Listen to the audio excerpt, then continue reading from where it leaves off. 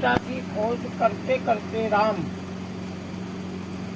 सबसे पहले सबरी जी के आश्रम में पहुंचे और सबरी से प्रश्न करते हैं, जनक सुता कैसे भामे ने और जानो कौ करवीर गामे कि हे सबरी, रावण के द्वारा, राक्षसों के द्वारा हमारी पत्नी सीता चोरी हो चुकी है। अब वो कहाँ मिलेंगी, कैसे मिलेंगी, इसका हमें मार्गदर्शन करो। अगर बुद्धि से थोड़ा विचार करके देखें तो ये राम का प्रश्न बिल्कुल गलत है।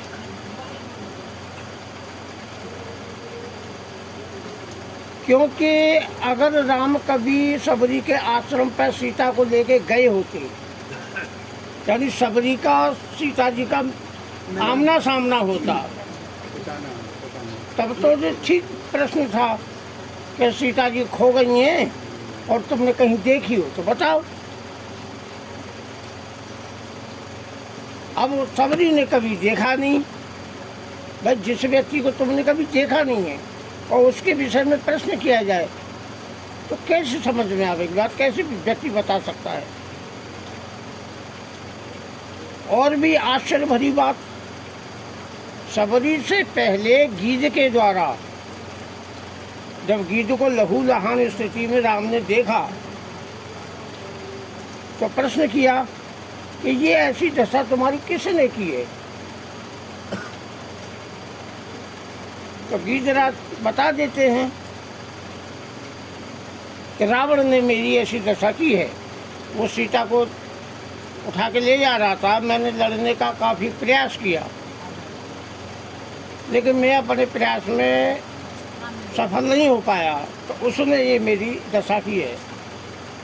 नाथ दशानन ने यह गति की नहीं कि खल जनक स्वतः हर ली। गीध ने स्पष्ट कर दिया कि रावण सीता को चुरा के ले गया है। और कहाँ ले गया है? ले दक्षिण दिशा गए गोसाई, दक्षिण दिशा यानी कि लंका को ले गया है।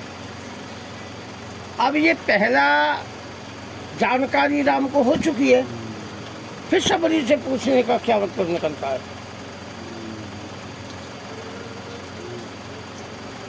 दूसरी बात, सबरी भी बताने को तैयार हो जाती हैं।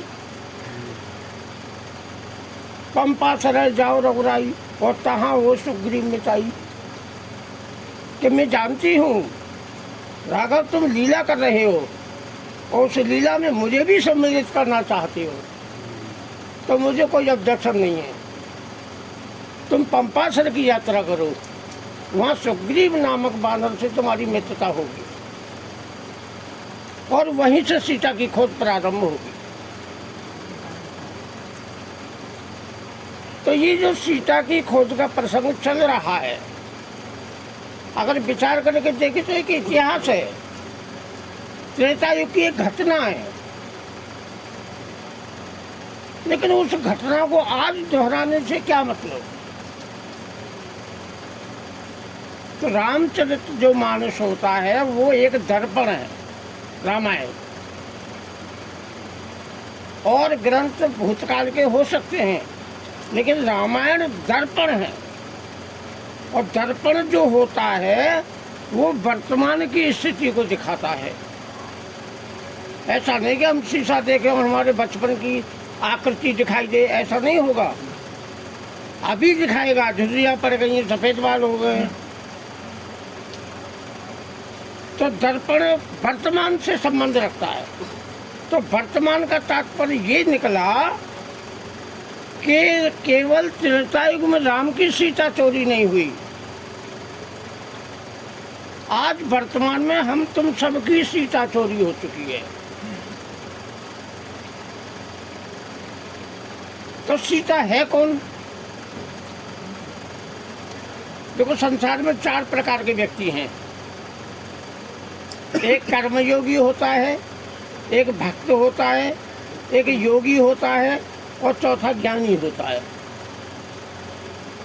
5वां व्यक्ति तो नास्तिक होता है, उसका कोई संबंध नहीं है। तो ये जो सीता खोज का प्रसंग चल रहा है, इसे वर्तमान में घटा के देखते हैं। क्या वास्तव में त्रेता के युग की घटना है या आज की घटना है? ये राम की घटना है या हमारी घटना है?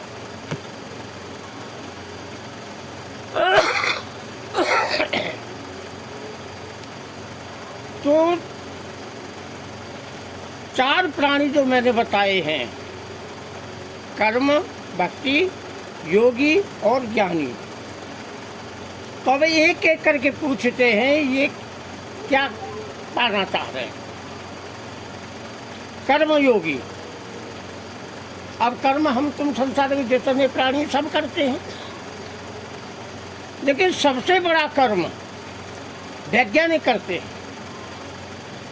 वो जान की बाजी लगा के कर्म करते हैं। समुद्र में घुसे हुए हैं, आसमान में उड़े हुए हैं, चंद्रमा, मंगल ग्रह, बुध इनकी खोज कर रहे हैं। तो वैज्ञानिक सबसे बड़ा कर्मयोगी है। अगर हम उससे पूछते हैं कि भाई तुम इतना परिश्रम कर रही हो, आसमान में उड़ रही हो, पाताल में उड़ रही हो, आखिर तुम कर क्या रही हो, क्या पाना चाह रही हो, तुमने क्या खोजा? तो किसी भी वैज्ञानिक का एक ही उत्तर होगा कि हम शक्ति की खोज कर रहे हैं। वैज्ञानिकों ने शक्ति की खोज की है। अरे गांवों में लड़ाई होती थी, डंडे से होती थी, लेकिन जो उन्होंने कट्टा बना दिया, रिवॉल्वर बना दी, बंदूक बना दिया, परमाणु बम बना दिया, विश्व का विनाश करने की सामर्थ्य आ गई। ऐसी शक्ति की उन्होंने खोज कर ली। अब आते हैं वहाँ रामायण में, जब मनु के समक्ष राम और सीता दोनों प्रकट हुए, तो मनु ने जानना चाहा कि ये कौन है। तो राम ने सीता का परिचय दिया है कि आज शक्ति के जग उपजाया, सोई अवतरव मोर्य माया, कि ये वही आदि शक्ति है जो संसार का विस्तार करती है, रचना करती है। तो सीता कौन है? शक्ति। तो वैज्ञानिक किसकी खोज कर रहा है? शक्ति रूपी सीता। दूसरा आ रहा है भक्त। एक होता है पहलवान, एक होता है भक्त निर्बल। तो भक्त निर्बल होता है। भाई ज्ञानी तो अपने बल पे अपने को पा लेता है, अहम ब्रह्म ही ब्रह्म हूँ। इसीलिए तो कृष्ण कह रहे हैं कि ज्ञानी तो मेरा स्वरूप है, इसे किसी की जरूरत नहीं है।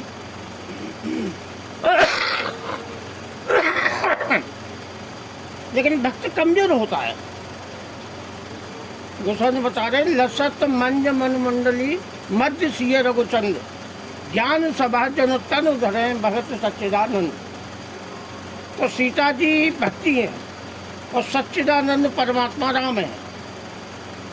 तो भक्ति जो है, भक्ति यानी सीता के माध्यम से राम को पाना चाहता है, भक्ति के माध्यम से पाना चाहता है। हम लोग हनुमान चालीसा पढ़ रहे, गीता का पाठ कर रहे, किसके लिए? भक्ति। भक्ति के द्वारा ईश्वर को पाना चाह रहे हैं। तीसरा व्यक्ति होता है योगी। तो यानी भक्त भी सीता रूपी भक्ति की प्राप्ति चाह रहा है, खोज कर रहा है। और योगी, योगियों में सबसे श्रेष्ठ, भाई कितने ऐसे ही महात्मा योगी हैं जिन्होंने सब कुछ छोड़ करके गुफा में पड़े हैं। अगर उनसे पूछा जाए कि तुमने परिवार छोड़ दिया, सब कुछ छोड़ दिया, तो यहाँ गुफा में अंधेरे में पड़े हो, क्या पाना चाहते हो? तो योगियों में सबसे श्रेष्ठ योगी जनक को माना गया है। गीता में भी प्रमाण दिया उसका। तो जनक जो है सबसे बड़ी योगी हैं और उनके 4 कन्याएं हैं। 3 कन्याओं का जन्म शरीर से होता है, यानी राजा रानी से। उर्मिला जनक की पुत्री है, मांडवी सत्यकीर्ति कुशध्वज की पुत्री हैं, यानी 3 का संबंध शरीर से है। सीता जी तो जनक की भावनात्मक पुत्री है। जब अकाल पड़ा था तो निष्काम भाव से जो उन्होंने कर्म किया, हल चलाया, तो भक्ति सीता की प्राप्ति हुई। तो सीता जी तो निष्काम कर्म के द्वारा प्राप्ति होगी। सकाम से तो व्यापार हो गया, फल मिलता रहता है। तो 4 कन्याएं हैं। गोस्वामी बता रहे, सुंदरी सुंदर वरण सब एक मंडप राजी, जन जीव उर चारी अवस्था विभुन सहित विराज। अब विभुन माने दूल्हा। यह गोस्वामी बता रहे हैं कि जो जनक की पुत्री है वो कैसी है कि अपने दूल्हों के सहित मंडप में विराजमान है। तो वो 4 पुत्री कौन सी हैं? उनसे हमारा क्या मतलब कि हमें ही जनक है और हमारे शरीर में 4 पुत्री है। कौन कौन? जागृत अवस्था, स्वप्न अवस्था और जो है सुषुप्ति और तुरीय। अब 3 का संबंध हमारा शरीर से है। हम जागृत में देख रहे हैं, अनुभव कर रहे हैं, स्वप्न का अनुभव करते हैं और सुषुप्ति का भी अनुभव करते हैं। यार आज बड़ी गहरी नींद आई। तो मतलब 3 कन्याओं का जन्म हमारे शरीर से है, संबंध है। चौथी भावना तो पुत्री है, वो तो देह से ऊपर उठना पड़ेगा, तुरीय अवस्था को प्राप्त होना पड़ेगा। और जब तुरीय अवस्था को प्राप्त होंगे तब ये ज्ञान होगा। उसे ईश्वर कहो, अपना स्वरूप कहो, कुछ भी कहो। तो इस प्रकार से 4 कन्या एक मंडप में राज रही हैं। अब उनकी तो बड़ी धार्मिक पुत्री थी, लेकिन ये जो हमारी पुत्री है जागृत अवस्था स्वपन, ये दूल्हों के सहित नहीं है, अकेली घूम रही है, विचरण कर रही है। तभी तो भाषा बड़ी गलत हो जाती है ना। सुंदर लड़की जा रही है, अब क्या बोलते हैं हम, क्या टॉप का माल है, जो बिना दूल्हा की वो है ना। अगर उसका स्वामी लक्ष्मण हो, लक्ष्मण माने वैराग्य। भाई उर्मिला का पति, जागृत अवस्था का पति कौन है? लक्ष्मण। लक्ष्मण वैराग्य है, तो वैराग्य सत्य की व्याख्या करेगा। जैसे शिवाजी के जो है सेनापति, जब युद्ध हुआ तो एक स्त्री को पकड़ कर लाए, मुसलमान की को, इतनी सुंदर क्या कहने। तो शिवाजी के सामने प्रस्ताव रखा कि हम आपके लिए एक बड़ी अच्छी चीज़ लेके आए और आपको अर्पित करना चाहते हैं, तो लाओ। तो स्त्री सामने कर दी। स्त्री को इतनी सुंदर के मोहित हो गए वो कि काश मेरी माँ ऐसी होती तो मैं भी कितना सुंदर होता। ये है देखने की दृष्टि। तो उनकी अवस्था दूल्हा के सहित थी, यानी ज्ञान के सहित, वैराग्य के सहित थी। वैराग्य से ज्ञान होता है।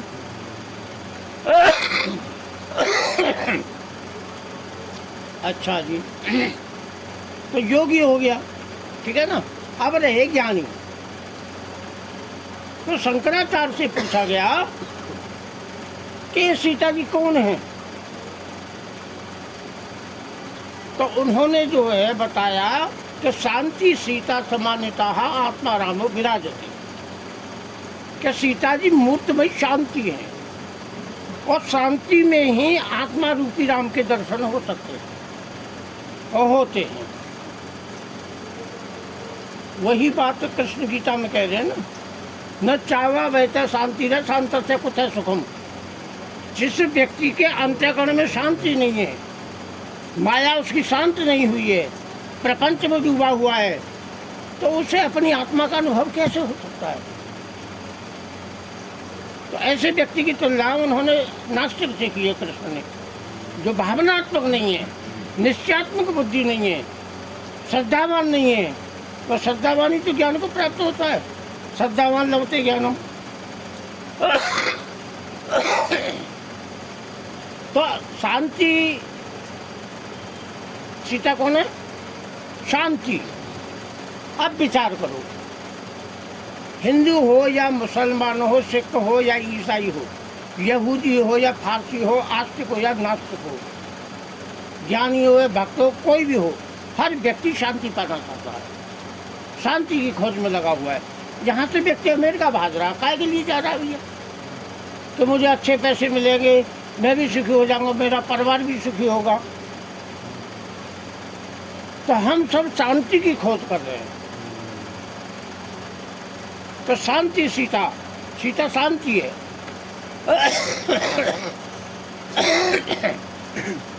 तो 4 प्रवचनों में हम कहाँ तक पहुँच गए थे? चित्रकूट।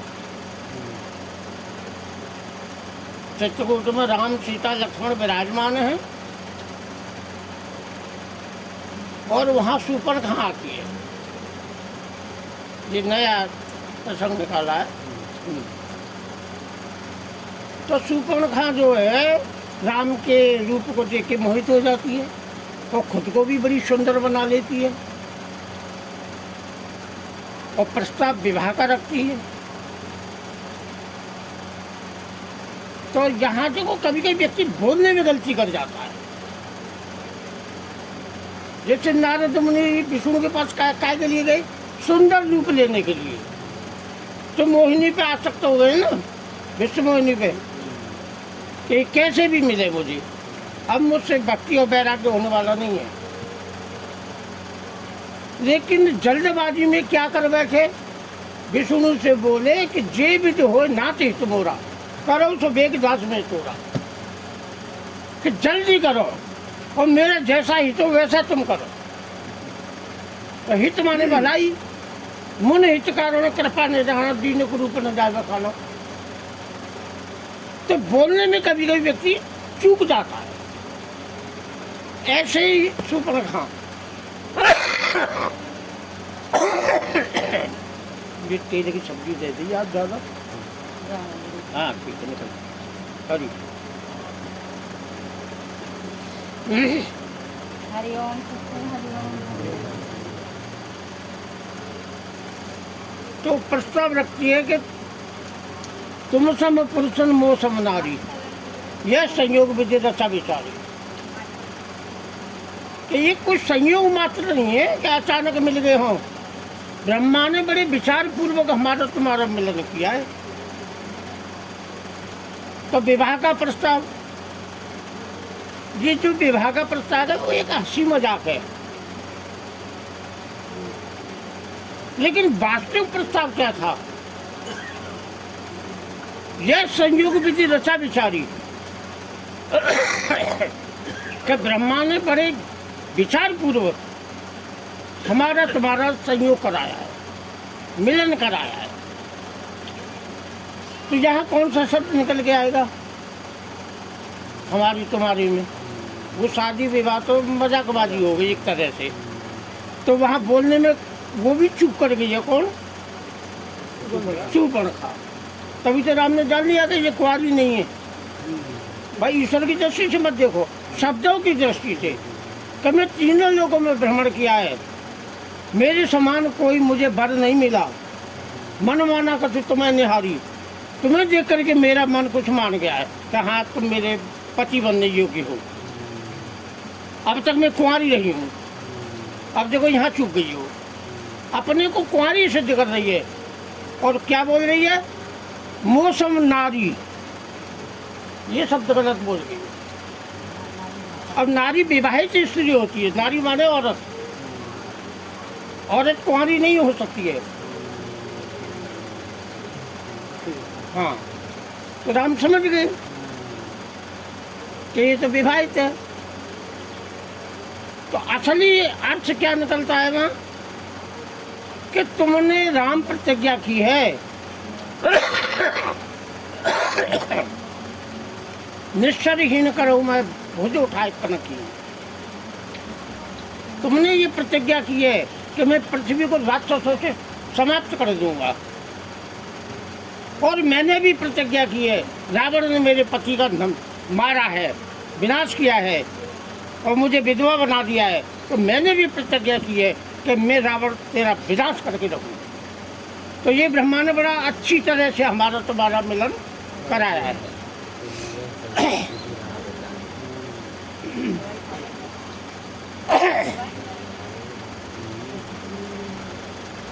तो शूर्पणखा रोती हुई बिलखती हुई रावण के पास जाती है और उसके नाक कान कटे देख करके रावण भी बड़ा विचलित हो जाता है। इतना विचलित हो जाता है कि तीनों लोगों में कोई ऐसा योद्धा नहीं है जो हमारी बराबरी कर सके, और ये कौन सा वीर पैदा हो गया जिसने मेरी बहन के नाक कान काट दिए। बोलता है ना, कहे लंकेश कहे से निज बाता और के तब नाचा कान न पाता। अरे बता बहन, तेरा ये हाल किसने किया है?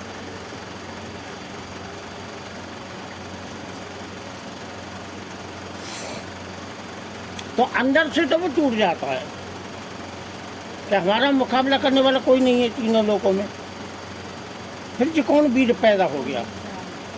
तो शूर्पणखा मतलब जो है राम की व्याख्या करती है, ओम अवध नृपति दशरथ के जाए और पुरुष सिंह बन खेलन आए। रावण ने प्रश्न भी किया था कि तू खरदूषण के पास क्यों नहीं गई?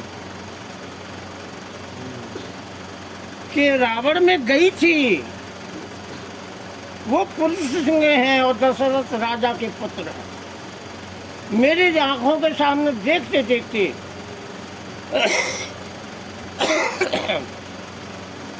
खरदूषण ससुरा 14,000 सेना को मिनटों में खत्म कर दिया। वो पुरुष सिंह है और पुरुष सिंह कह करके शूर्पणखा रावण को पिछले जन्म की याद दिलाती है कि तू जब वो हिरण्यकश्यप बना था तब नरसिंह भगवान ने तेरा विनाश किया था, तेरे को मारा था, और वही नरसिंह पुरुष सिंह बन के आए। हाँ। उन्होंने मेरे सामने ये बात कही थी खरदूषण से, हम क्षत्रिय मृगया बन करही और तुमसे खल मृग खोजत फिरई।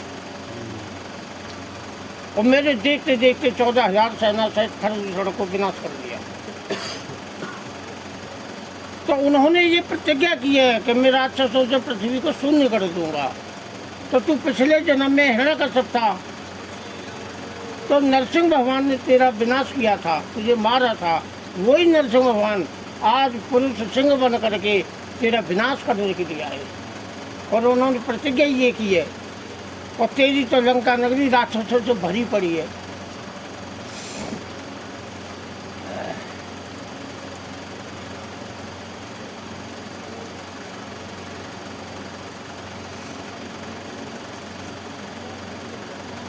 तो खरदूषण ने एक बात कही है यहाँ, हम बर जन्म सुनो सब भाई और देखी नहीं अस सुंदरताई।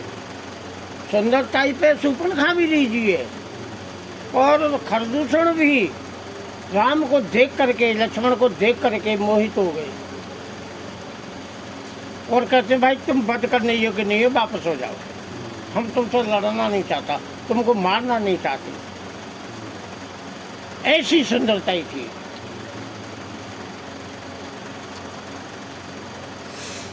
तो शूर्पणखा क्या कह रही है?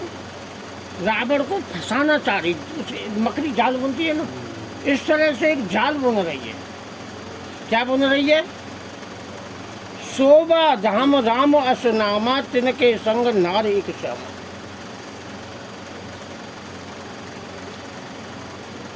देखो शूर्पणखा रावण को मरवाने के लिए मकड़ी का जाल बना रही है कि रावण तू उनको मतलब जो है जीत के तो मार नहीं सकता, जीत नहीं सकता। उनके संग एक नारी है, उनकी पत्नी है सीता, वो इतनी सुंदरी है कि सैकड़ों रति एक साथ मिल के आ जाए तो उसकी सुंदरता के सामने सैकड़ों रतियों की सुंदरता फीकी पड़ती है। चूंकि रावण पहले से अय्याश था, उसके लिए वो फंसा रही है। हरि बोल।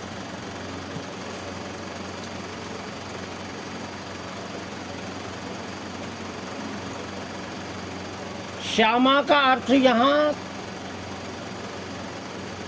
सुपर्णखा करती है, शास्त्रों में व्याख्या है कि शीत काले भवेद उष्णा, जनवरी में ठंड पड़ रही है कि सीता जब साथ में होती है तो शीत का नहीं गर्म का अनुभव होता है, जैसे कंबल ओढ़ते हैं कि ऐसे गुणों वाली है वो। और ग्रीष्म में तो सुखे शीतला, और गर्मी में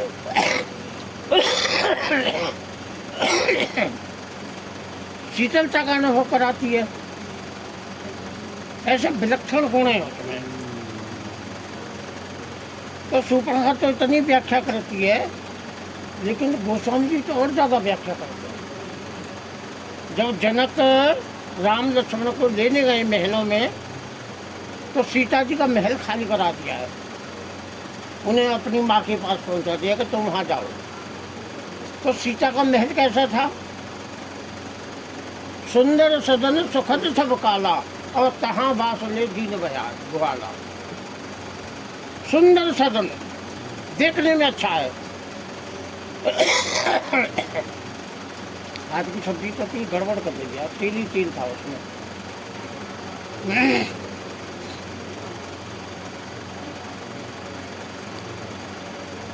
तो वो सुंदर है, सब रुचियों में सुख देने वाला है। सुखद सब काला, हर ऋतु में, चाहे बरसात हो, चाहे जाड़े हो, चाहे गर्मी, वहाँ राम और लक्ष्मण को ठहराया है।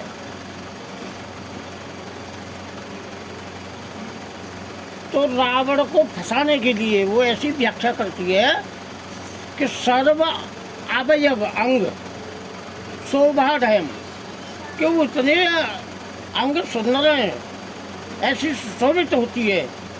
श्यामा सकीर्तता, स्पष्ट कर रही है कि रावण अभी उसकी गोद में बच्चा नहीं है, नित्य नूतन है, ताकि रावण उसे चुराने जाए, पकड़ने जाए तो ये मारा जाए।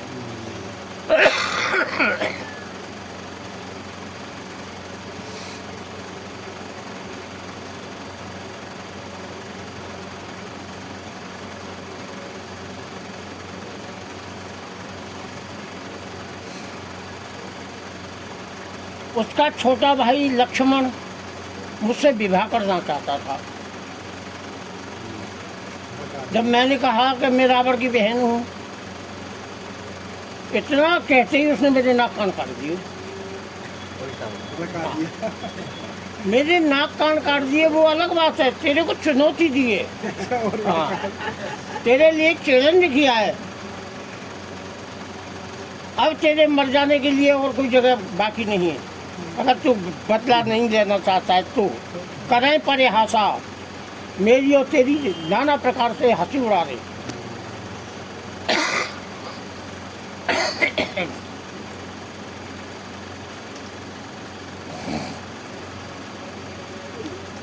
तो यहाँ झूठ क्यों बोल रही है? वही बात, तुम सम पुरुषन मोह सम नारी, यह संयुग विद्या रचा विचारी। कि तुमने भी राम प्रतिज्ञा की है, मैंने भी प्रतिज्ञा की है, दोनों मिलकर के रावण का विनाश करेंगे। इसलिए वो रावण को लोभ दे रही है। तो वो तो अय्यास व्यक्ति था। ऐसे कोई देवी देवताओं में सुंदर नारी नहीं थी जो रावण ने उसका हरण नहीं किया। सब की नारियां जीत ली थी, जो भी सुंदर दिखाई देती थी उसे जीत लेता था। मनहु चुनौती दीन। तो उसकी बात सुन करके रावण अंदर से हिलने लगता है, टूट जाता है कि भाई मेरी बहन के नाक कान काटने वाला और मुझे चुनौती देने वाला कोई साधारण पुरुष तो हो नहीं सकता है, कोई वीर पुरुष। चूंकि खरदूषण को मेरे समान वरदान प्राप्त था, मार सके को बिन भगवंता। बिना भगवान के खरदूषण का वध करने वाला कोई दूसरा नहीं है। तो सूर्पणखा को समझा करके क्या तू चिंता मत कर, तू मेरे बल को नहीं जानती क्या, ऐसा करके अपने भवन को चला जाता। ओम गए भवन वर्ष सोच वर्ष नींद पड़ा नहीं रात। इतनी चिंता घुस गई शरीर में, उसकी समझ में तो आ गई ये कोई साधारण पुरुष नहीं है, कोई वीर पुरुष है। नींद पड़ा नहीं रात।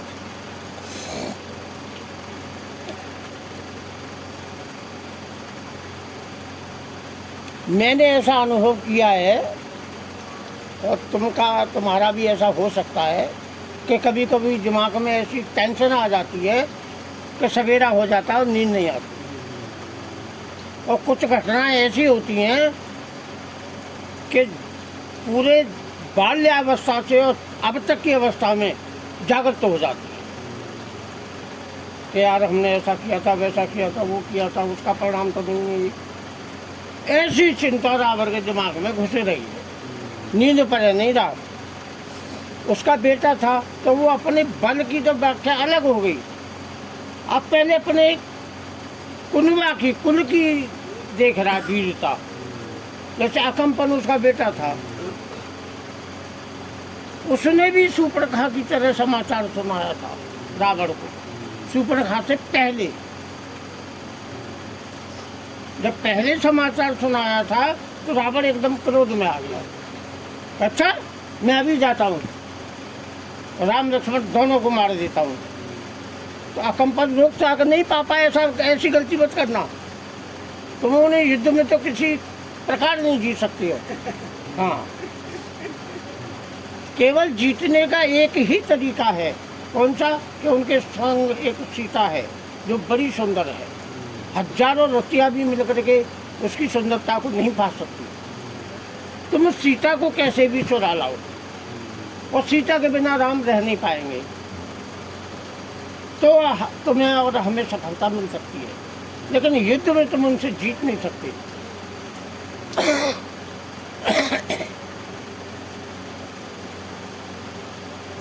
तो अपने कुल की मतलब जो है बल की याद करता है। मंदोदरी से सर्वप्रथम मेघनाथ का जन्म होता है। तो ये पैदा हुआ था, जैसे ही पैदा हुआ तो बच्चा रोता है, लेकिन इसने ऐसी गर्जना की थी बादलों से भी भयंकर, तभी तो उसका नाम मेघनाथ पड़ा। हाँ, बादलों से भी भयंकर गर्जना की।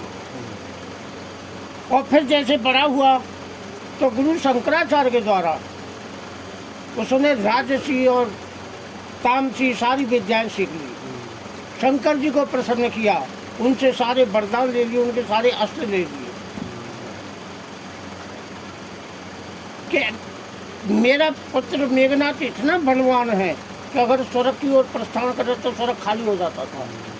देवता डर के मारे भाग जाते थे कि मेघनाथ आ रहा है। कि जिस मेघनाथ का कोई बाल बांका नहीं कर सकता, उसका कोई सामना नहीं कर सकता है, फिर अपने भाई को देखता है कुंभकर्ण को कि वो तो इतना बलवान है, उसके समान तो कोई योद्धा ही नहीं है।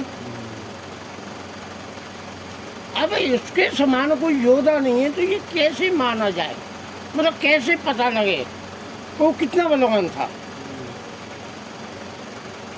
तो गोस्वामी जी बताते हैं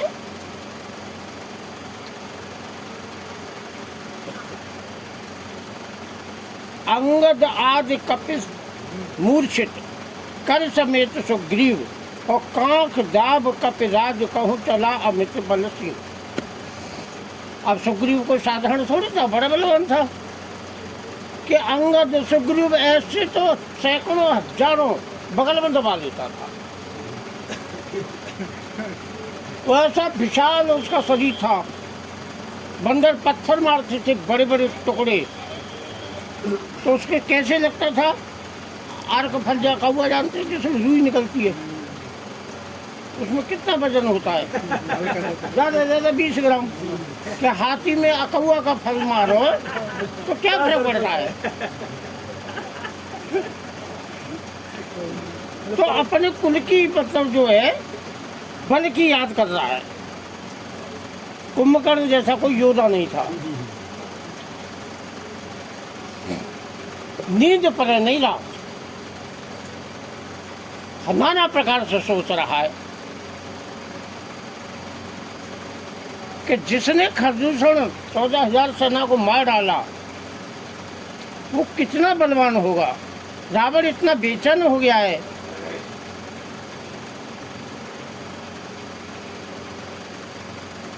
कि नाना प्रकार के विचार उसकी बुद्धि में उठ रहे हैं। उसे जनकपुर की घटना याद आती है। ये खुद अपना देख रहा है कि मैं भी गया था तो धनुष को तब से मस नहीं कर सका। और जब राम ने धनुष उठाने चले तो 10,000 राजा एक टक होकर देख रहे थे। दृष्टि राम पर और धनुष पर थी। तो क्या देखा कि धनुष के टुकड़े पड़े। कब उठाया, कब डोरी खींची, कब उसे तोड़ा, कोई देख नहीं पाया, कोई समझ नहीं पाया कि जिस धनुष को मैं टच से मस नहीं कर सका था वो राम की बाएं हाथ का खेल था। हम समझ भी नहीं पाए। तो जब कोई घटना हो जाती है तो ऐसे विचार आते हैं। ऊपर नीचे सालों पुरानी बात को व्यक्ति स्मरण करता है। तो नींद पर नहीं रात। रावण सोचता है क्या यह राम कोई साधारण पुरुष हो सकता है। बुद्धि कहती है कि नहीं, साधारण नहीं है, असाधारण है। फिर रावण की बुद्धि में एक प्राचीन दृश्य आता है कि जब पृथ्वी व्याकुल होकर के ब्रह्मा के पास जाती है कि मेरे ऊपर इतना अत्याचार हो रहा है और तुमने ये सृष्टि बनाई है, हमको बनाया है, तो कोई उपाय करो, कोई हमारी रक्षा करो। तो ब्रह्मा कहते हैं कि तुम्हें मैं दिखाई दे रहा हूँ कि मैंने तुम्हें बनाया है, तुम्हें ये दिखाई नहीं दे रहा कि मुझे किसने बनाया। जो सबको बनाने वाला, चलो उसी की प्रार्थना करते हैं। तो शंकर जी भी हैं साथ में।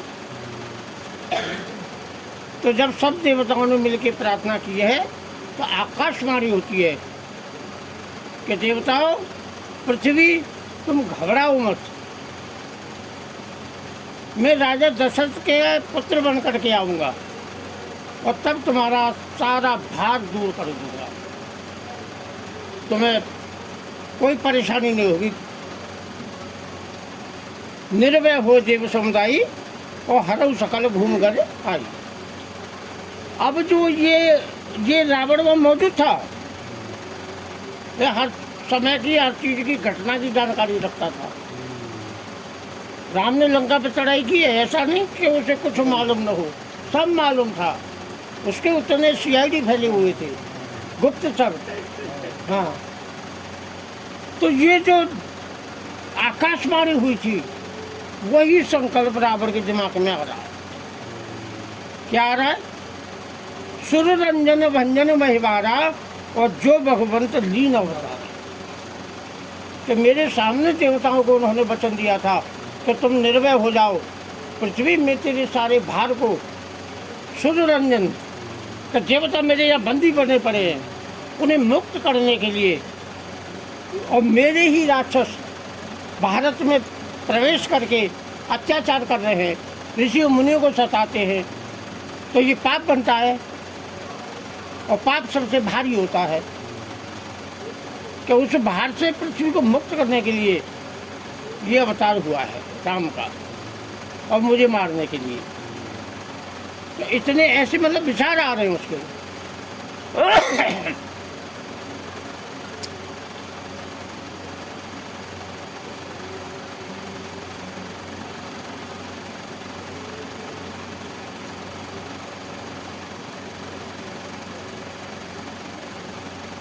तो वो सोचता है कि राम जो है रघुवंश में उत्पन्न हुआ है, ये कोई साधारण पुरुष नहीं हो सकता। साक्षात परमात्मा ने ही रघुवंश में अवतार लिया है। अति सोच बस नींद पर नहीं रहा, उसे नींद नहीं आ रही है, अभी उसकी समस्या का समाधान नहीं हुआ। रावण के दिमाग में अनेक प्रश्न खड़े हो रहे हैं, जिसके कारण रावण को नींद नहीं आ रही है। बहुत गहन विचार करने पर अब मुझे क्या करना चाहिए ऐसा सोच रहा है। मेरे भाइयों, इस गहन विषय को बड़े ध्यानपूर्वक समझना है। देखो, शूर्पणखा से पहले स्वयं रावण के पुत्र अकम्पन ने आकर ये समाचार दिया था, 14,000 सैन्यों से खरीदने का वध। तो वो मारने के लिए जाता है, गमिष्यामि जनिष्ठानम राम हंसो लक्ष्मण। बोले काई चिंता करता, मैं भी मारता हूँ जाके। तो रोक लेता कि नहीं, तो मार नहीं सकते उन्हें, इतने बलवान है, इतने वीर हैं वो। तो वो भी यही सलाह देता है जो शूर्पणखा दे रही है, तो उनकी पत्नी को हरण कर, तब तो तुम विजय प्राप्त कर सकते, अन्यथा नहीं। और वही बात शूर्पणखा कहती है। तो उसने अपने बल को तोला है, तो शूर्पणखा उसकी प्रसन्न मतलब जो है बल को निष्क्रिय करती है। शंकर जी को उठाया था ना कैलाश पर्वत को, मनु तौल निज बाहुबल चला अमित सुख पाए। तो उसने तौलने के लिए बाट क्या बनाया, कैलाश पर्वत। देखा तो कैलाश पर्वत हल्का पड़ गया, भाई उठ गया ना, रावण नीचे है। तभी तो उसे ज्यादा अभिमान हो गया कि शंकर जी बेशक मेरे गुरु जी हैं, लेकिन मेरी अपेक्षा हल्के हैं। उठ गए।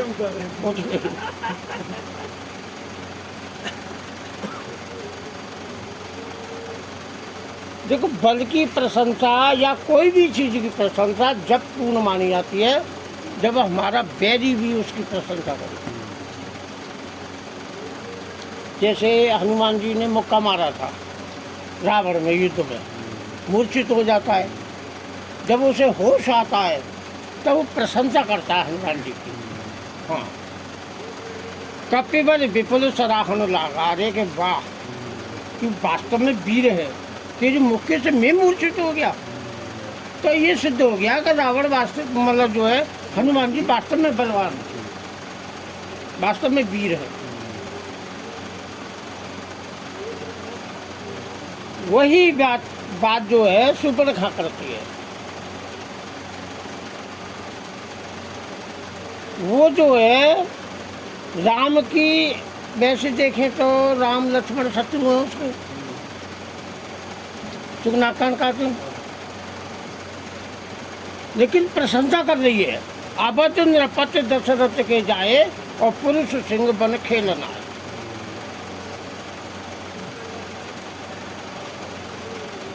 कि राम इतने बलवान हो गए हैं कि उनकी क्रियाकलापों को देख करके ऋषि मुनि निर्भय होकर के विचरण कर रहे हैं, निर्भय होकर के भजन ध्यान कर रहे हैं। और उनका वचन ही है कि हम क्षत्रिय मृग बन करें, तुमसे खल मृग खोजते फिर। हाँ, कि रावण वो ढूंढ ढूंढ के राक्षसों को मारते हैं। रावण तो अपने बल की जो प्रशंसा कर रहा है, झूठी प्रशंसा है। शिकारी तो राम है, तू तो उनका शिकार है। हाँ, हाँ, वो नहीं रहे। हाँ, तो अब नाक कान काट दिए, तो अभी राम लक्ष्मण की प्रशंसा कर रही है ना, तो ये वास्तविक प्रशंसा है। शत्रु भी जो हमारी प्रशंसा करे तो वास्तविक है।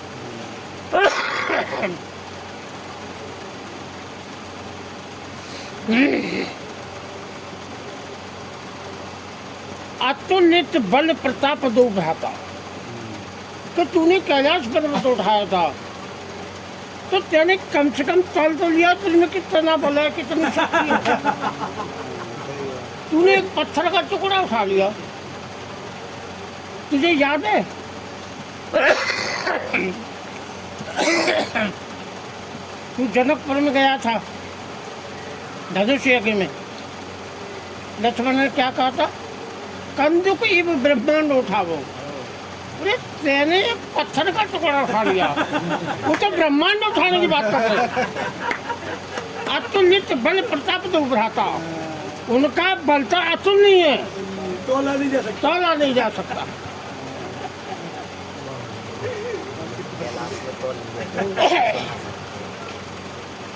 तेरा बल तो उनके समक्ष किसी प्रतिशत में नहीं आता है, किसी गिनती में नहीं आता है। तो मतलब वास्तविक प्रशंसा कर रही है, तो राम लक्ष्मण का ये वास्तविक बल है, इससे सिद्ध हो गया। और बैरी भी हमारा बुरा चाहता है, लेकिन वो भी हमारी प्रशंसा कर रहा है। फिर वो ये आ जाती है सीता जी पे, रूप रास बिज नारी संहारी और सत्य सत्य कोट सास बलिहार। और यहाँ करोड़ों रतियाँ, रति सबसे सुंदर होती है कामदेव की पत्नी, और करीब करोड़ों रतियाँ मिल करके भी सीता जी की सुंदरता के सामने फीकी पड़ जाती है। आज तो राहुल ने काम खराब कर दिया।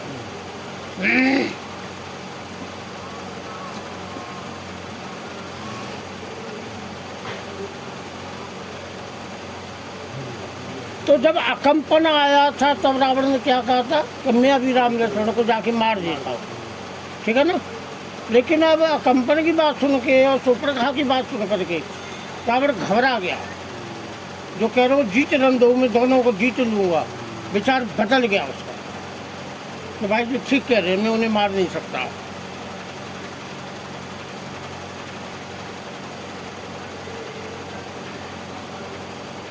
तो जो लड़ने वाला प्रस्ताव था उसे खारिज कर देता, कैंसिल कर देता है कि ये गलत है, मैं उन्हें मार नहीं सकता।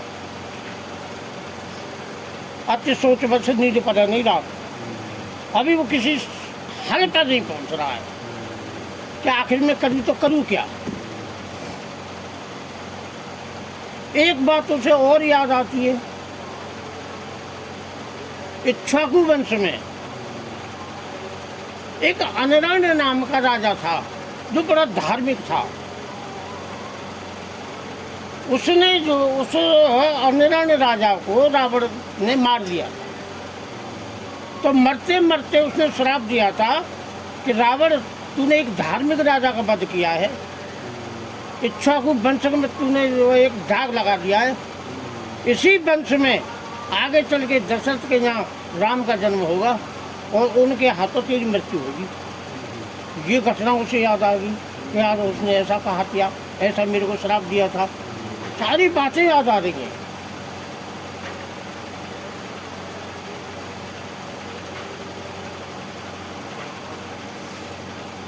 सुर रंजन भंजन महिवारा और जो भगवंत लीन अवतारा, तो में जाए बैर हट करें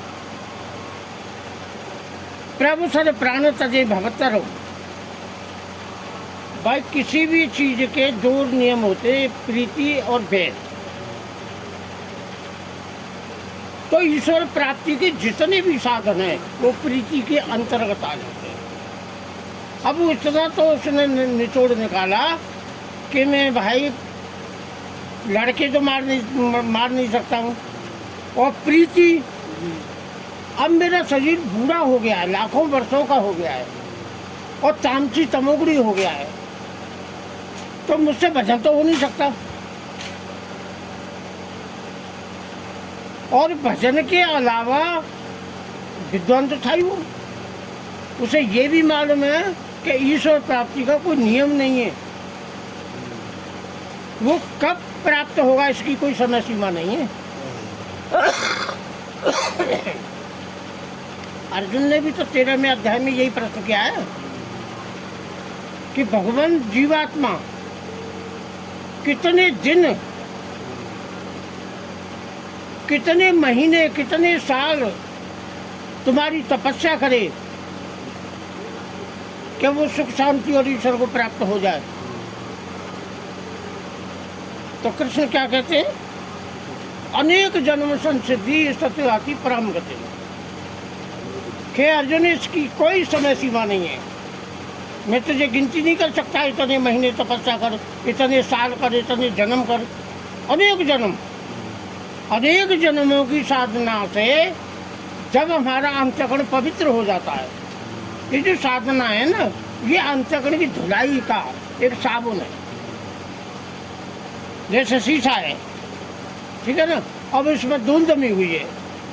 अब जो हम पैसे पहुंच रहे हैं और थोड़ा अच्छा बहुत दिन से पड़ा है गंदा, साबुन लगा के धो रहे हैं, तो जैसे ही ये साफ हो जाएगा हमारी आकृति दिखाई दे जाएगी। तो जितने साधन हैं अंतःकरण की सफाई के लिए, और जैसे ही सफाई हुई तो ही उसे ज्ञान हो जाता है, हम ब्रह्म। अरे मैं तो ब्रह्म हूँ, मैं अपने को जन क्या से क्या मान बैठा था।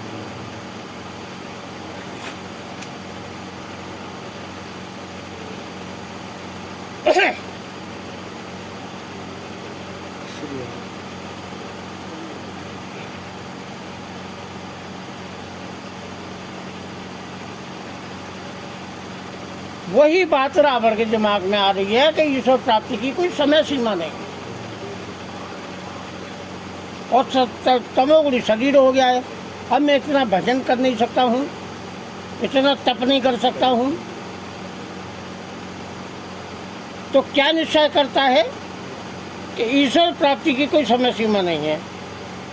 रघुवीर सर तीरथ शरीरन त्याग गति पे हूँ सही। भाई बहुत से लोग तीर्थों में जाके वास करते हैं, तीर्थों में मृत्यु हो जाती है, तो ऐसा शास्त्रों में वर्णन है कि तीर्थों में शरीर छोड़ने से सुख शांति यानी कि परम गति होती है, अच्छी गति होती है। वही रावण कह रहा है, रघुवीर सर तीरथ, रघुवीर के बाण ही तीर्थ है, उनके बाण से मैं मर जाऊंगा तो मेरा उद्धार हो जाएगा।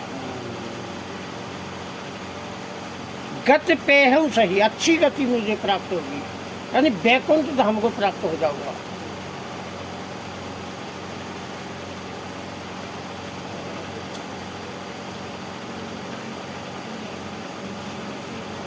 इस प्रकार रावण बैर वाला मार्ग निश्चित करता है कि भाई बैर करना ही ठीक है। विरोध बुद्धैव हरिप्रियामी, विरोध बुद्धि से मेरी ईश्वर की प्राप्ति हो सकती है। परमात्मा के द्वारा मारा जाऊंगा तो मुझे वैकुंठ धाम की प्राप्ति हो सकती है। मन क्रम वचन मंत्र धड़े यहाँ। अब यहाँ एक तरह से प्रतिज्ञा कर देता है, मन क्रम वचन, इन तीनों के द्वारा तुम कोई भी कर्म करो बहुत जल्दी सफलता मिलती है। और ज़्यादा सफलता चाहो तो कोई भी चीज़ हो उसे गोपनीय रखना। गीता में कई जगह कहा है ना, इसे गोपनीय से गोपनीय वस्तु में तेरे को बता रहा हूँ। तो यहाँ रावण ने मंत्र को गोपनीय रखने की भी प्रतिज्ञा कर दी। गोस्वामी बता रहे हैं कि जोग जुगत तप मंत्र प्रभाव और फल तवई जब करिए दुराऊ। दुराऊ माने छुपाना।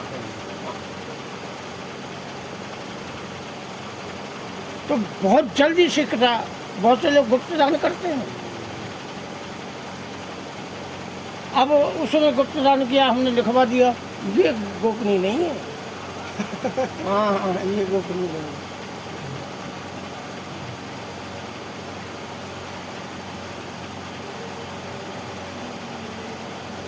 रावण सोचता है कि जब ईश्वर के बाणों से मरने से ही ईश्वर की प्राप्ति यानी परम गति प्राप्त है होती है, तो क्यों न मैं अपने सारे परिवार, मेरे जो चाहने वाले हैं, उन सबको ये गति दी जाए।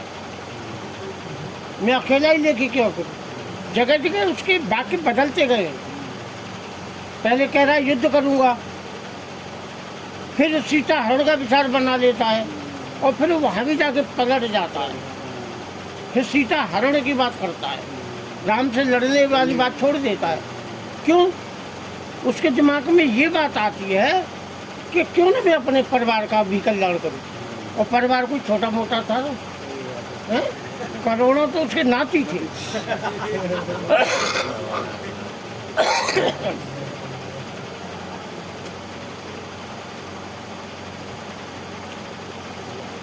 नींद पर नहीं रात। इस प्रकार रावण सोचते सोचते रात बीत जाती है, सवेरा हो जाता है। लेकिन ये निश्चय करता है कि बैर वाला मार्ग भी ठीक है, तो मारीच के पास जाता है और उससे कहता है तू छल कपट वाला मृग बन, राम को दूर ले जाना, तब तू राम को दूर ले जाएगा तो मैं सीता का हरण आसानी से कर सकता हूँ। हो कपट मृग तुम छलकारी, जे विद हर आनुम नृपनारी।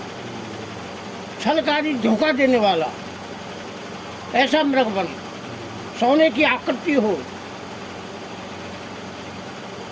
तो उसकी बात सुन करके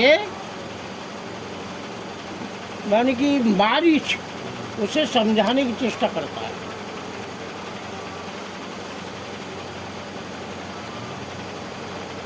तो रावण का मतलब ये था ये मृग क्यों बने। उसने कहा था ना शूर्पणखा तुम उसे खल मृग खोजते फिर कि तो उन्होंने राक्षस को विनाश करने की प्रतिज्ञा की है, हैं? और दूसरा छल कपट वाले मृग को छोड़ूंगा नहीं, तो ये मृग बनेगा, छल कपट करेगा और राक्षस तो है ही, इसीलिए ये मारा जाएगा।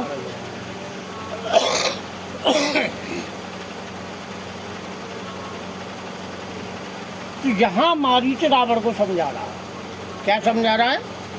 ते सुनकर कहा सुनहु दस शीशा और ते न रूप चराचर ईशा। अरे रावण तेरी बुद्धि को क्या हो गया है, तू राम को क्या समझ रहा है? अरे वो ब्रह्मांड के चराचर के स्वामी है। 10 शीशा शब्द दिया है गोस्वामी जी के शब्दों में रहस्य रहता है कि जो है 20 कानों से सुनो, सावधान होकर के सुनो और 10 मस्तकों से विचार कर जो मैं कह रहा हूँ। और तू कह रहा कि हर आनून नारी सीता को हरण करके लंका ले जाएगा, हैं? तेरी लंका में एक राक्षस से नहीं बचेगा, सब मारे जाएंगे। हाँ हाँ हाँ। मुझे इस बात का शौक हो रहा है, इसलिए मैं तुझे सावधान कर रहा हूँ। और रावण सोचता है मनी मन में कि भाई मारीच का ज्ञान भी मेरे समान है, ये भी राम को ईश्वर मान रहा और कह रहा है कोई बचेगा नहीं, तो वही तो मैं चाह रहा हूँ। हाँ? और ये मूर्ख होने से बात कर रहा है, शोक कर रहा है। अरे और राम के हाथों मारे जाएंगे तो बैकुंठ राम को प्राप्त हो जाएंगे हम। और ये उल्टी सीधी बातें कर रहा है। इसलिए ही तो मैं तुम्हें मृग बनने की सलाह दे रहा हूँ।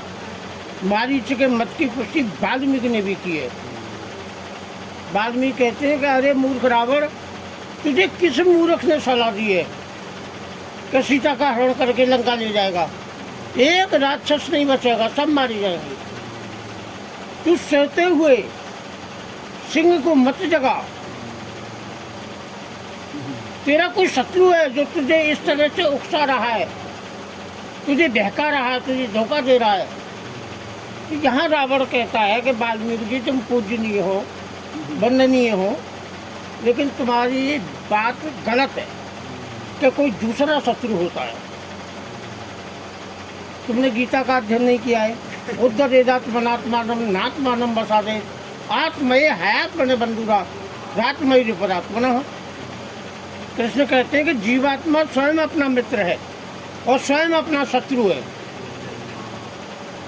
यदि वो अच्छे अच्छे कर्म कर रहा है तो अपनी आत्मा का मित्र है, और बुरे बुरे कर्म कर रहा है, चोरी कर रहा है, जुआ खेल रहा है, शराब पी रहा है, उल्टे सीधे कर्म कर रहा है, वो अपनी आत्मा का शत्रु है, नरक में जाएगा। तो ये तुम्हारे विचार गलत है, ऐसा जो तुम कह रहे हो। ये सोच करके ते समझाए बैर हट करो।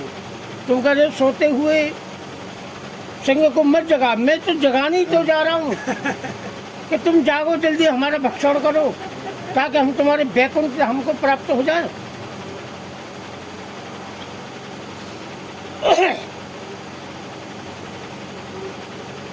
तो ये स्वयं निश्चित कर लेता है कसन मरऊ रघुपति सर त्यागे। यह मारीच कह रहा है ये बात को कि इस दुष्ट रावण के हाथों से मरने तो नरक ही मिलेगा, और राम के हाथों मारा जाऊंगा तो मेरी गति हो जाएगी। फिर रावण प्रसन्न होता है, यार इसका ज्ञान बिल्कुल मेरे समान है, वही बात मैं सोच रहा हूँ, वही बात ये कह रहा है। हाँ, प्रभु सर प्राण तदे भवतरो, यही तो मेरा विचार है कि उनके बाणों से मर करके मुझे वैकुंठ की प्राप्ति हो जाएगी। तो उसकी प्रतिज्ञा सुन करके ही राम ने सीता से कहा कि तुम पावक मोह करो निवासा। सीता ने पूछा कि ऐसा क्यों कह रहे हो, मैं अग्नि में काय को वासा करूं? कि देख सीते, रावण मुझे नकली मृग के द्वारा चुतिया बना रहा है, मैं भी उसे नकली सीता के द्वारा चुतिया बनाऊंगा। ये यथा माम प्रपन्न थे, जो मेरे को जिस भाव से बसता है मैं भी उसको उसी भाव से बसता हूँ।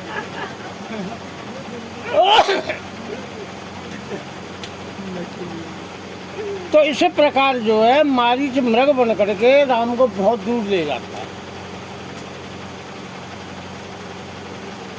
और इधर जो है रावण सीता के पास आता है, क्योंकि साधु संतों पर अक्सर विश्वास हो जाता है।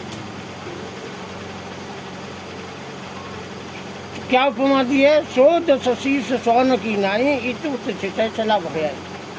कुत्ता को तो लोगों सबने देखा होगा, जब सूने घर में घुसता है तो बड़ा चेतन होकर चलता है, या कहीं कोई आ जाए तो मारेगा।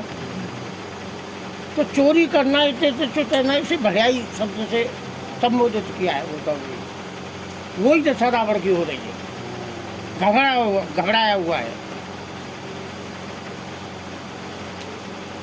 जैसे रात्रि में हम तुम सफर करते हैं तो डर लगता है, डर लगता है तो क्या करते हैं, हरिओम हरिओम हरिओम, जय हनुमान ज्ञान गुण सागर, जय कपी तुल्य को जागर। तो मतलब भय निवारण के लिए इसी प्रकार जो है रावण भयभीत हो रहा है, तो अपने भय निवारण के लिए सीता चरण बंद सुख माना, सीता के चरणों में वंदना करता है कि हे जगत माता, हे मातेश्वरी, मैं अपने कुल का कल्याण करने के लिए तुम्हारा हरण कर रहा हूँ। मुझे मालूम है तुम दुर्गे हो, तुमने ये सृष्टि बनाई है, इस सृष्टि का विस्तार तुम्ही ने किया है।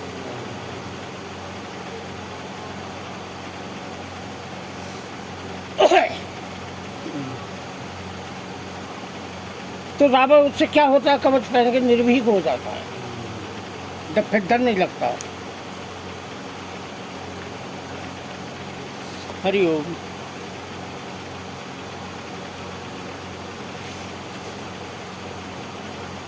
रावण ने कभी भी सीता जी को भोग विलास की दृष्टि से नहीं देखा है। हाँ, उन्होंने तो दुर्गे जगत माता करके देखा है।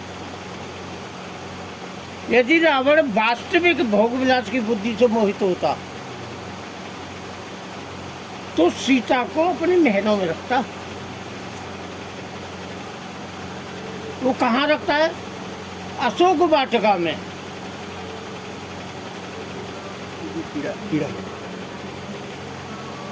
जहाँ शोक नाम की कोई चीज न हो उसे अशोक कहते हैं। सीता जी ये प्रार्थना की है ना कि तू अशोक है, शोक का हरण करने वाला है, मेरे शोक का हरण तो नहीं कर रहा। तभी तो वो हनुमान जी मुद्रा गिरा देते तो शोक का हरण होगा। तो अशोक वाटिका में रखता है।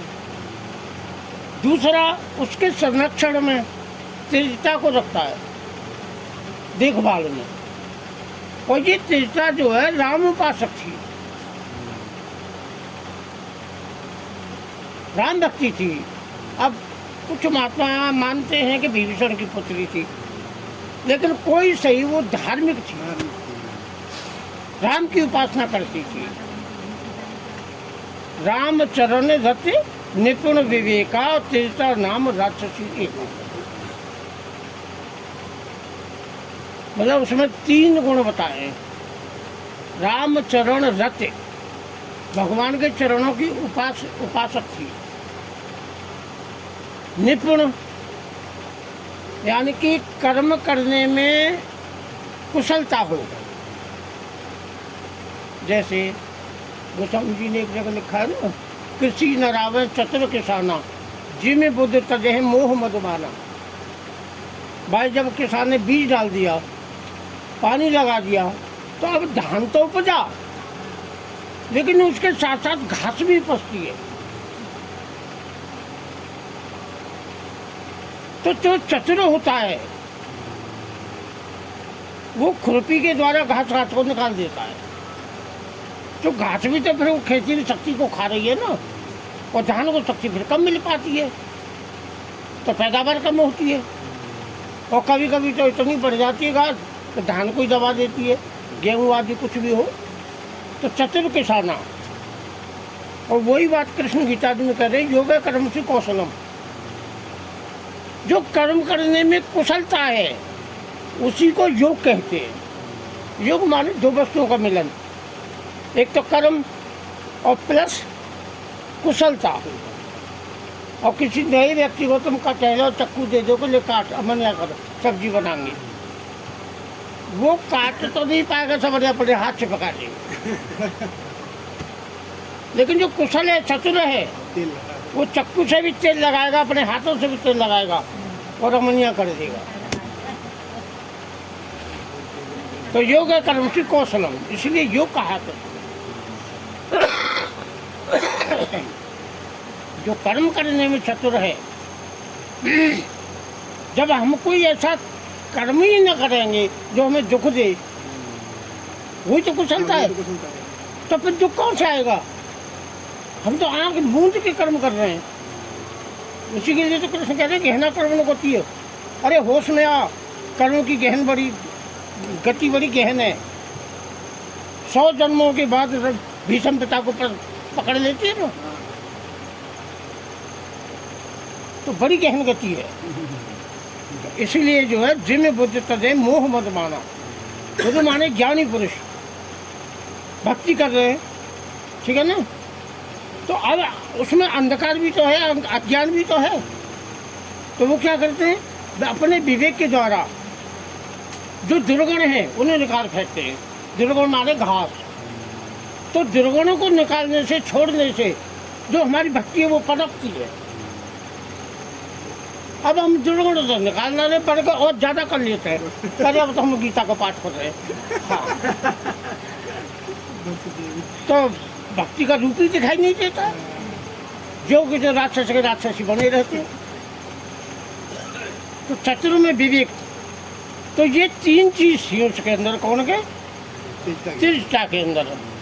नंबर 1 रामचरण रत, उसकी भक्ति करना ही भक्त थी वो। निपुण, बड़ी कर्म करने में चतुर थी।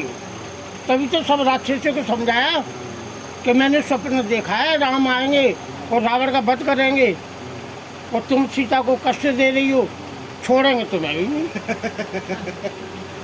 तो वो डर जाती हैं। और कुशलता, विवेक के द्वारा सीता को सांत्वना देती है। और यही रावण का मतलब था कि सीता इतनी निपुण है, विवेकी है, कि मैं तो अपने मंत्र को गोपनीय रखने के लिए उल्टी सीधी बातें करूँगा। तू मेरी पत्नी बन जा, ये कर जा, वो कर जा, है तो मंत्र अपना गोपनीय रखना है। लेकिन सीता इतनी विवेकी है कि वो सीता को समझाने में सफलता प्राप्त कर लेगी।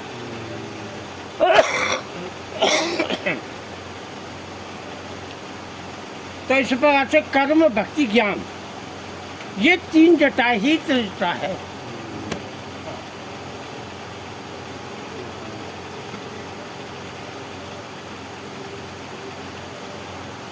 यदि रावण वास्तविक भोग दृष्टि से देखता सीता को, तो एक रामचंद्र मानुष ही नहीं है। और तो 45-50 रावण अपने देश के अंदर मौजूद हैं, जो जगह जगह तमिलनाडु वालों ने अलग लिखी है, कर्नाटक वालों ने अलग लिखी है, मद्रास वालों ने अलग लिखी है, किसी भी रामायण में तो ये प्रमाण मिलता कि रावण बहू की दृष्टि से चाहता था? किसी में ऐसा प्रमाण नहीं मिलता है। 9.5 महीने सीता जी रही हैं अशोक वाटिका के नीचे। रावण एक बार जाता है। कब जाता है? जब हनुमान जी वृक्ष पर बैठे हुए हैं। और अकेला नहीं जाता, मंदोदरी संग में है।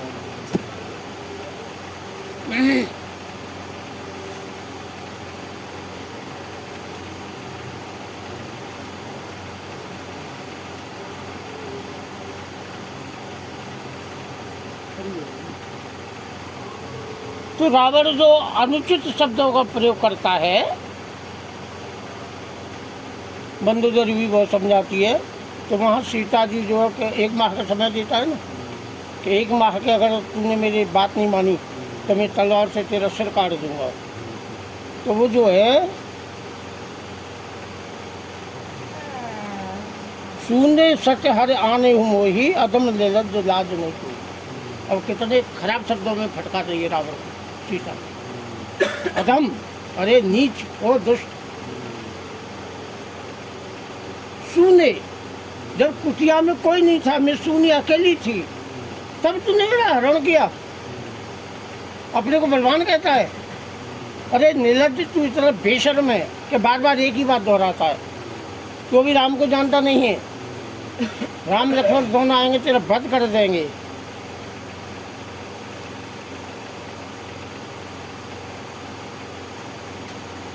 तो कई प्रकार से ले चढ़ावत खेचत गाड़ी वो धनुष की याद दिलाती है। फिर जनता की याद दिलाती है। तो तुझे मालूम है जनता ने मेरे पैर में चोट मार दी थी, तो राम ने एक सीख का मार चढ़ा के छोड़ दिया था। ब्रह्मांड में कोई रक्षा नहीं कर पाया, तो तेरी रक्षा कौन करेगा दुष्ट? हाँ, अक्षोभ्य, राम अक्षोभ में अगर उनमें क्षोभ उत्पन्न हो गया तो प्रकृति विलास ससलय हुई, भय मरोड़ने से सती महाप्रलय हो जाती है। विच्छति में से महाप्रलय। और तू, मैं उनकी संगिनी मतलब पत्नी हूँ, उनकी अनुरागनी हूँ, मेरे पति हैं, तो वो सिंह है तो मैं भी तो संगिनी हूँ। रावण, में तेरा विनाश करने में समर्थ हूँ, एक क्षण में तेरा विनाश कर सकती हूँ। लेकिन प्रभु की प्रतिज्ञा आड़े आ जाती है। उन्होंने प्रतिज्ञा की है कि निश्चरहीन करो में भजोटापन की। अगर मैं तेरा नाश करती हूँ, उनकी प्रतिज्ञा में बाधा पड़ जाएगी, और मैं नहीं चाहता हूँ कि उनकी प्रतिज्ञा में बाधा पड़े। तू खरगोश है और सिंगनी की पत्नी को पाना चाहता है। सुई से आँख खुद ला रहा है, छुरी से छुरी को जीभ से चाट रहा है, अग्नि को कपड़े में बांध देना चाहता है। अरे निर्लज्ज, तू उनकी शरण में जा, उपाय भी बताती है।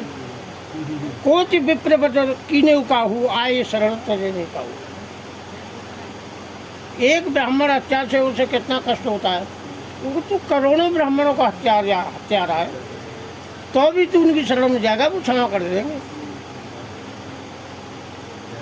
तुझे मुक्त कर देंगे, परमानंद को प्राप्त हो जाएगा। रावण मनी मन विचार करता है, हे भगवती, हे जगत माता, मैं वही कर रहा हूँ। तू जो कह रही है मैं वही कर रहा हूँ, पर तू मेरे अकेले के लिए कह रही है। मैं अपने पूरे कुल का उद्धार चाहता हूँ।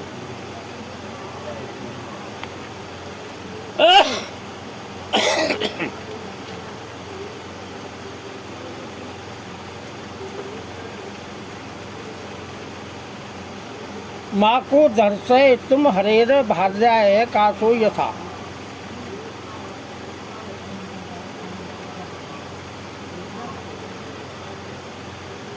प्रभु के बाणों से तू छिन्न भिन्न होकर धराशायी हो जाएगा।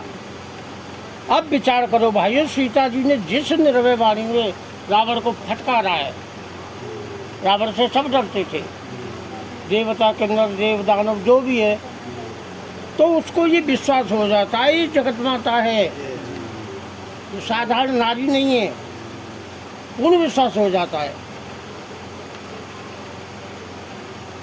100% निश्चित हो जाता है कि राम किसी राजा के पुत्र नहीं है, शुद्ध ब्रह्म है। आदि शक्ति जे जग उपजाया, यह सीता ही तो आदि शक्ति है।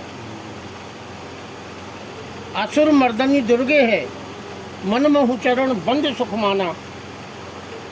रावण ने मन ही मन सीता के चरणों की वंदना की है और हृदय में आनंद की अनुभूति हो रही है। कोई प्रश्न करता है कि भाई कैसे कह रहे तुम उसे आनंद की अनुभूति हो रही है, तो उत्तर उसका ये है कि हम कोई चीज पाना चाहते हैं और उस चीज पाने के पूरे लक्षण हमें दिखाई देने लग जाए, पर हम लक्ष्य के नजदीक आ रहे हैं, तो खुशी होती है ना, कब तो हमारा काम बन जाएगा। तो इस प्रकार से उसे आनंद की अनुभूति होती है। मन चरण बंद तो माना।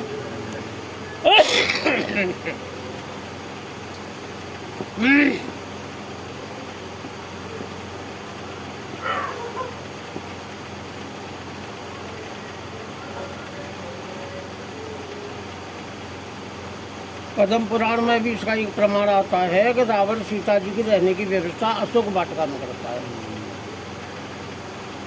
और स्वयं श्री राम के बाणों से मरने की आकांक्षा लेकर, इच्छा लेकर के अपने महलों में चला जाता है। कोई व्यक्ति प्रश्न करता है कि रावण ने सीता को कभी भी काम वासना से नहीं चाहा, इसका क्या प्रमाण है?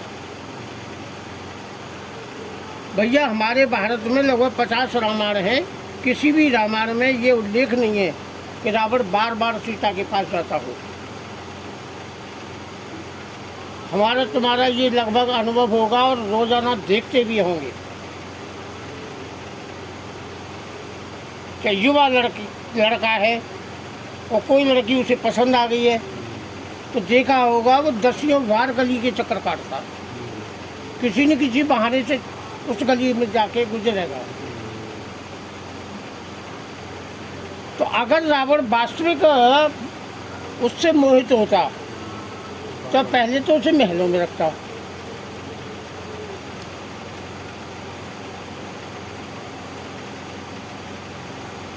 कामी पुरुष तो सदैव नारी के इर्द गिर्द चक्कर काटता रहता है। तो भैया, हो सकता है यह तुम्हारा स्वयं का अनुभव भी हो सकता है। फिर व्यक्ति दूसरा प्रश्न करता है कि महाराज, एक प्रश्न और है। आप कहते हो कि रावण अपने मंत्र को गोपनीय रखने के लिए राम विरोधी व्यवहार करता है, इसका क्या प्रमाण है? तो अभी थोड़ी देर पहले भी मैंने बताया था कि रावण के गुप्तचर इतने फैले हुए थे कि हर पल की उसे जानकारी रहती थी। अच्छा, इधर जो है लंका पार जाने के लिए पुल बना रहे राम बंदर, ठीक है ना, ये जानकारी उसको है? अगर वास्तविक मतलब जो है विरोध होता है तो वो तो युद्ध चालू कर देता, पुल बनने ही नहीं देता। लेकिन वो चाहता है कि जल्दी आओ, हमारा भक्षण करो और हम तुम्हारे बैकुंठ पे कब्जा करो। कि भैया, ये प्रमाण है। अगर रावण न चाहता तो हनुमान जी सुषण वैद्य को नहीं ले जा सकते थे। तीसरी बात, राम लक्ष्मण नागपाश में बंधे पड़े हैं, रावण युद्ध बंद रखता है। अगर वास्तविक वो राम का विरोधी होता तो वो युद्ध बंद करने में उसे क्या लाभ होता? वो तो और अच्छा नागपाश में बंधे पड़े मार दो, और अच्छा रहता उसके लिए। लेकिन वो ऐसा नहीं करता, क्यों? वो तो आमंत्रण कर रहा है कि आओ जल्दी करो।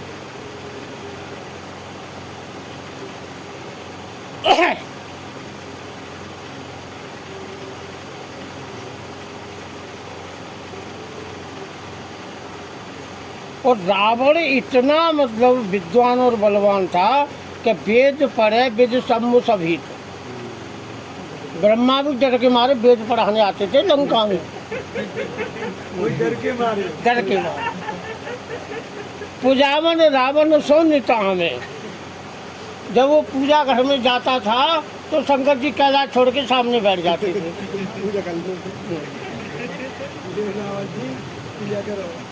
हाँ पूजा करो। दयावन दीन दुखी दिन दूर ही थे नाम। देवता लोग तो दूर से प्रणाम करते थे, जय हो रावण देवा। हाँ, पास भी नहीं आते थे। तो ब्रह्मा जाने रावण को वेद पढ़ाने आते थे। रावण पूजा करता था, शिव जी कैलाश छोड़ करके उसे घर पहुंचते थे मंदिर में। देवता दूर से ही प्रणाम करते थे। ऐसे वीर ज्ञानी भक्त को सबके सब पागल समझ रहे, जैसे रावण को जानता ही नहीं है। देखो ये बात आती है कि साहब समझा रहे हैं, मानता नहीं है, तो उसने एक निश्चय किया है ना।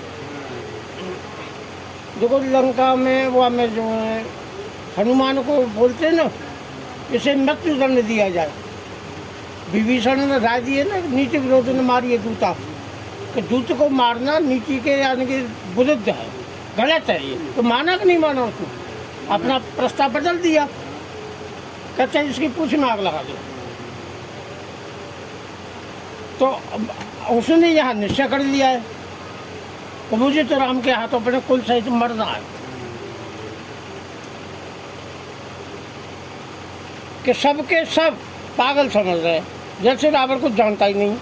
और मंदोदरी तो बार बार रावण को समझाती है, राम है सौंप जानकी और जाय भजिए रघुनाथ। वो तो कहती है राम को सीता जी वापस कर दो और जंगल में जा कर के पुत्रों को राज्य दे दो। दोहरी राजनीति बताती है, उनको सीता जी लौटा दो, इनको पुत्रों को राज्य दे दो, तुम जंगल में जाके भजन करो।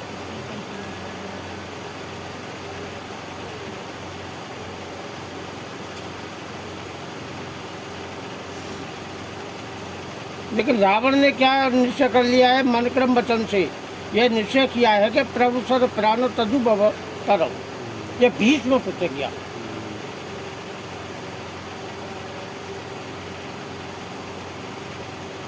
मंदोदरी की बातों पर रावण को हंसी आती है। ये कैसी पागल है, खुद पागल है, मुझे पागल समझ रही है। कोई मेरे पैर पड़ती है, कोई मुझे गले से लगाती है, कोई विनती करती है, कभी आंचल पसारती है कि मैं विधवा हो जाऊंगी। तो रावण कहता है अरे ओ पगली, मन ही मन सोचता है, तू क्या सोचती है मैं भोग की दृष्टि से सीता को लाया हूँ? अरे ये प्राकृतिक नारी नहीं है, ये जगदम्बे है, दुर्गे है, असुर मर्दनी है। असुरों को विनाश करने के लिए इसकी रचना हुई है। मन में उच्चारण बंद सुखमाना। क्या मैंने नारी समझकर सीता के चरणों की वंदना की है?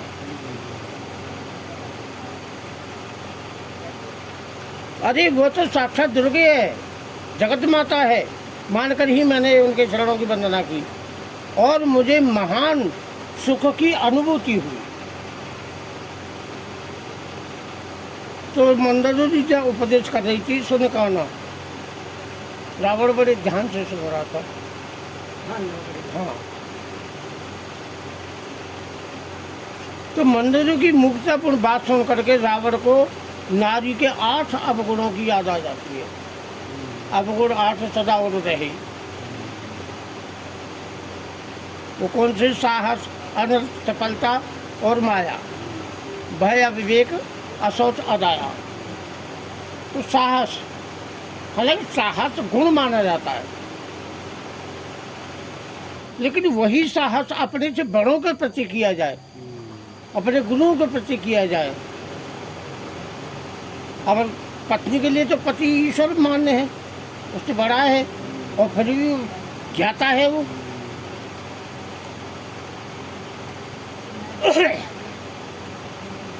चार वेदों का ज्ञाता है, 300 उपनिषद हैं। अब वर्तमान में 10 मान रखी हैं, मतलब जो है शंकराचार्य ने प्रमाण में 10 रखी है, जबकि 100 अभी मौजूद है। तो इतनी उपनिषदों का मैं ज्ञाता हूँ, 18 पुराणों का मैं ज्ञाता हूँ, और ये पगली मुझे उपदेश कर रही है, मुझे मूर्ख समझ रही, जबकि खुद मूर्ख है। तो साहस गुण माना जाता है, लेकिन अपने से बड़ों से साहस किया जाए, जैसे भीष्म ने की थी परशुराम से। यह अवगुण है।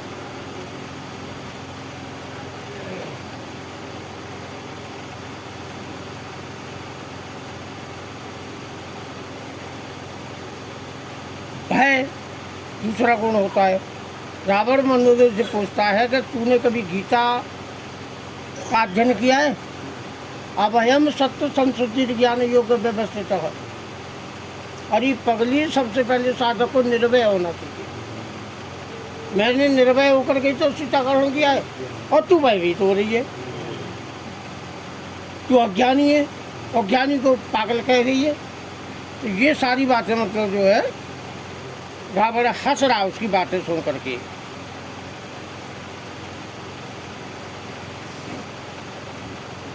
नश्वर रूप जगत सब देखो हृदय विचार। वो कहती मैं विधवा हो जाऊंगी। तो ब्रह्म ज्ञान का उपदेश करता है तो जगत नाशवान है।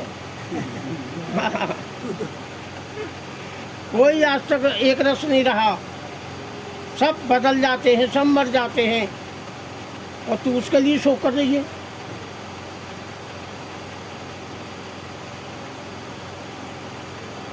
माया, भैया ये नारी ही तो माया होती है।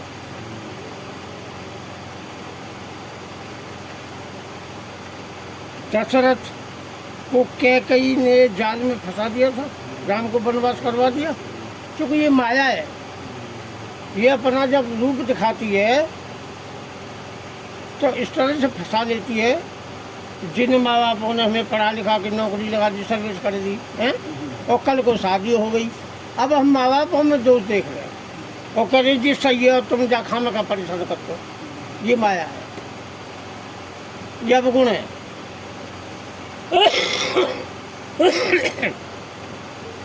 मैंने कहा देखो, वो पकड़ लिए ना ऋषि कौन से थे, विश्वामित्र।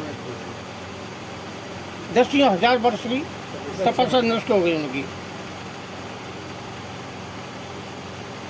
तो मन क्रम वचन मंत्र धड़ेया। रावण कहता है मैंने मन क्रम वचन से अपने मंत्र को गोपनीय रखा है।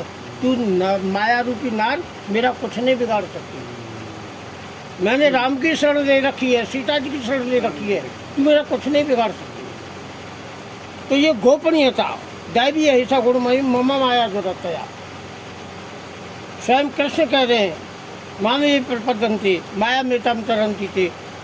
कृष्ण के वाक्य हैं ये कि जो मेरी शरण में आ जाता है उसे मेरी माया व्याप्ति नहीं है, और मेरी माया का उल्लंघन करके मुझे प्राप्त हो जाता है। मैं वही कर रहा हूँ। मैंने राम की शरण ले ली है, मैंने सीता की शरण ले ली है, तू मेरा कुछ नहीं बिगाड़ पाएगी, माया कुछ नहीं कर पाएगी। देखो गोपनीयता, जिसे शास्त्रों में उपोद्घात का नाम दिया है। अपने उद्देश्य को गोपनीय रखना और इधर उधर की बात करके लक्ष्य को पूरा करना, उसे उपोद्घात कहते हैं। जैसे कोई व्यक्ति लोटा लेके गए और चूतन के पीछे लोटा छुपा रखो है, और ठाकुर साहब भैंस में तो रखते हैं कहाँ भैया, 3 भैंस तो दूध भी दे रही हूँ कि हाँ 2 भैंस दूध दे रही हैं, तो मठा पटा भी चलाते होंगे। जहाँ चलाते ना कहते 1 लोटा मठा देंगे। जिसे उपोद्घात कहते मरे नहीं कर सकता। यही उपोद्घात रावण कर रहा है, अपने लक्ष्य को छुपा रखा है। अब केवट पे आ जाओ, देखो उसने भी उपोद्घात किया है। उसका लक्ष्य क्या था? पितरों को पार करना। क्योंकि पितर जो है गंगा जी में मछली मार मार के खाते थे, यानी तीर्थों में पाप करते थे। जब तीर्थों में पाप करते तो फिर वो तीर्थ उसकी रक्षा नहीं कर पाता, उसका उद्धार नहीं कर पाता। इसलिए वो नई गंगा प्रकट करना चाह रहा है पैर धो करके। लक्ष्मण को बड़ी गुस्सा आती है, लेकिन वो लक्ष्मण को भी चुनौती देते। हाँ तुम क्या करोगे? भर तीर मारो लखन पे, तब लग्न पाम पखारो। दशरथ की सौगंध खा जाते हैं, मुझे कोई उतराई नहीं चाहिए, तुम उतराई से घबरा रही हो। तो इस प्रकार से वहाँ एक तरह से वो कह दी जब तक तुम पैर पखारने की नहीं कहोगे। तो राम कह रहे कि इसमें आपत्ति क्या है, मैं तुझे रोक भी तो नहीं रहा कि जरा सवाल रोकने का नहीं है, अपने मुंह से बोलो। तब राम को कहना पड़ा बेज्ञान जल पाम पखारू होत विलम्बो तारे पार, कि जल्दी आ भैया तू पैर धो हमें पार कर, देरी है रही है। तो इसलिए नई गंगा प्रकट करके पितर पार, पहले पितरों को पार किया है, अपने कुल को पार किया है, उसके बाद राम को पार किया है। यही लक्ष्य रावण का था, अपने मंत्र को गोपनीय रखा है। चाहे बेशक उसे घर वाले ना राम मनोदरी विभीषण उसे मूर्ख समझ रहे हैं,